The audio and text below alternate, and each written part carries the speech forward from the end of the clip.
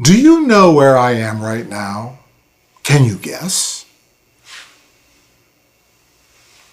If you said the Frasier soundstage, you'd be wrong because I'm in front of a green screen. But why Frasier? Well, my friend Bruce Miller is a composer for television, and this is one of the many shows for which he has written the theme. He's also written for a number of other shows you might know, including Wings, Designing Women, Knots Landing, Becker, and this list goes on and on and on. So guess what? You can actually make a living in music without being a rock star. This guy's been rocking since the 70s, sharing the stage with a ton of artists that you probably already know. There's still a possibility, yes, of success in the music business as long as you've got your head on straight, even if it means you won't become the next Bieber or Ariana. With that in mind, check out this Zoom interview featuring composer and arranger Bruce Miller. Do this before you've spent all your money on guitars and drum sets that might just end up on Craigslist. Okay, so I'm going to read something to you. I'm not going to tell you what I'm going to read. We're just going to start from there. Hey, baby, I hear the blues a callin'. Toss salad and scrambled eggs. Oh my, mercy. And maybe I seem a bit confused. Yeah, maybe. But I got you pegged. But I don't know what to do with those tossed salads and scrambled eggs. They're calling again. Bruce Miller, what is this? Can you tell us what this is? It's a theme song. That's right. From a show that I did I'm very proud of called Frasier. And it was a spinoff of Cheers, and starred Kelsey Grammer and a great cast, and it was a great show. And so I did all the music for it. This was the lyric that my friend Daryl Fennessy, who's so brilliant, came up with for the song. At the same time, you've done not just this, but other shows. You did the theme music for Wings. You've done the theme music for Designing Women. You've done the theme music for Becker. So everybody in the country, of course, is going to be familiar with your music. They may not know you. And that's what I wanted to talk to you about today is it's about you and what you've been doing all of your life. Coincidentally, you and I have had a lot of the same common ground as you've been a resident of Detroit who moved on. And I, of course, hail from Detroit. So you start your career here before you go into the service and all that. But you're aligning yourself with a lot of Detroit acts. Like who? Who might they be? All over the place. I was working at WXYZ TV. Sometimes they would need a band, and I would, in some recordings. So I was just kind of popping in all over the place. Right. But mainly as a player. It was pretty much what I did. I didn't really start writing seriously till a while later. I'm trying to remember the band from WXIZ. Hal something, right? Well, that was Soupy Sales band. Oh, right. Hal Gordon. Hal Gordon, yeah. Did you work with Hal Gordon? I knew Hal very well, and his guitar player, Joe Messina, is to this day my guitar hero. Part of the Funk Brothers. Part of the Funk Brothers, but just the most amazing jazz everything player. Yeah. And he was my mentor and still one of my dearest friends to this day. In the Rooster Tail band, who were some of the acts that were coming through there? People like Steve Lawrence, Edie Gourmet, I think. Oh, sure. May have come through, and I know Peggy Lee used to go through there. And, oh, my, yeah. It was very, very good. And John Trudell had the band then. Right. The late Johnny Trudell. The late John Trudell. Unfortunately, just passed away, yeah.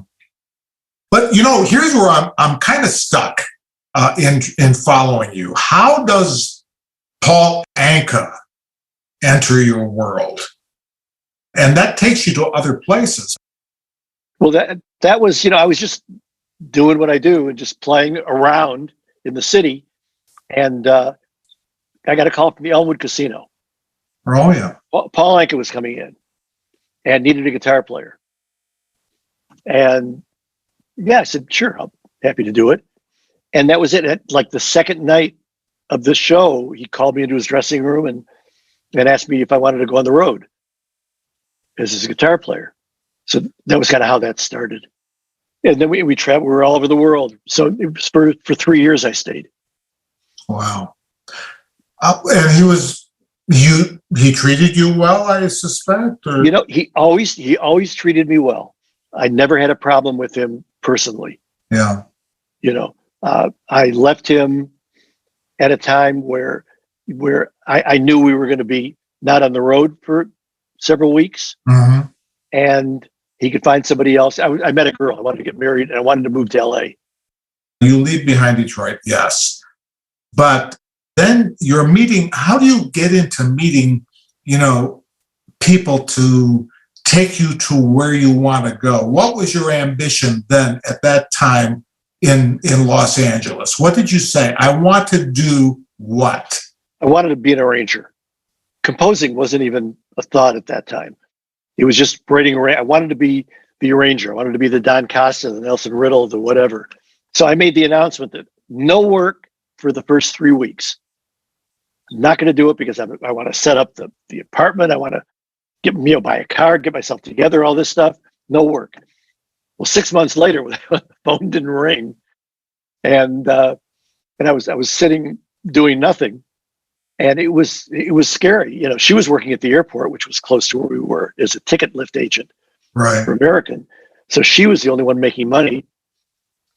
I had friends from all over. I knew some people out here, so I played in a few of the Kicks bands. Guys have their bands that they write for. I played in some of those.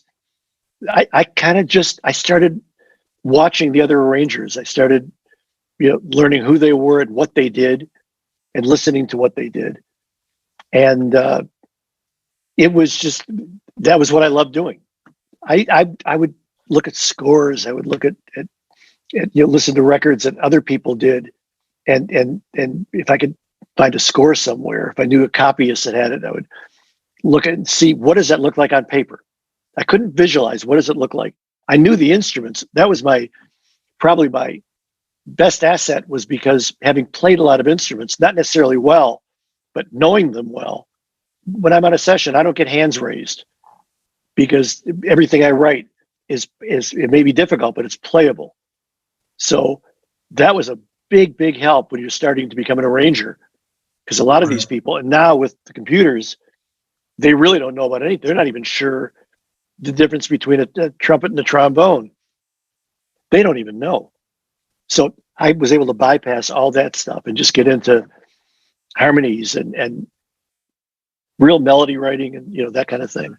But this is the stuff that you got a basis for at Wayne State, having studied some music theory or whatever you were doing over there, or this was an evolution through time. Pretty much self-taught, yeah, with the help of friends. I mean, I had a copyist named George Annis, another ex-Detroiter, who was the greatest guy ever, but he was also a great arranger. He used to tout me to everybody. Yeah. And right next to him, adjoining him, was an arranger named Gene Page. Gene was the sound behind Barry White, Love Unlimited, and every Elton John, Philadelphia Freedom, and Gene was the guy. Well, because George copied for Gene, I was able to see some of his scores. So I would just look and check it out, and then when it came time for me to write, I had this to kind of draw on, to the point where I ended up actually being the probably the most frequent ghostwriter for Gene. When he would get in trouble, he would call me to write a chart. And can you explain, just for our audience, can you explain ghostwriter? What is a ghostwriter? Ghostwriter is somebody that gets called in to write music for the person that got the call for the job. And they're a ghost. They're not seen. They're not heard from. They can get paid for the work, but not necessarily get credit for the work. They don't get credit. It's hidden. A lot of people have to do that to get started. Right now, all these guys, these composers in LA, everybody's got an assistant. I'm the only one that doesn't. I never did. But they've all got assistants, and they've all got orchestrators, and they've all got this and that. I've always done my stuff alone, everything.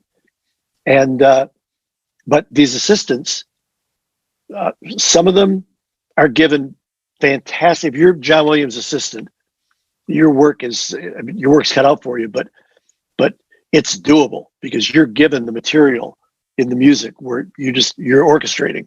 That's how you get going. Nobody does it alone. I don't care how brilliant you are. Somebody's got to stick their neck out. I mean, I made friends, but the thing is, you can't make friends like, I'm going to meet this guy. I'm going to make friends with this guy because he can help me. Right. They're so used to seeing that. Right. You get found out in about 3 seconds. So you're either going to have a friend or but you have to, obviously the work has to come first.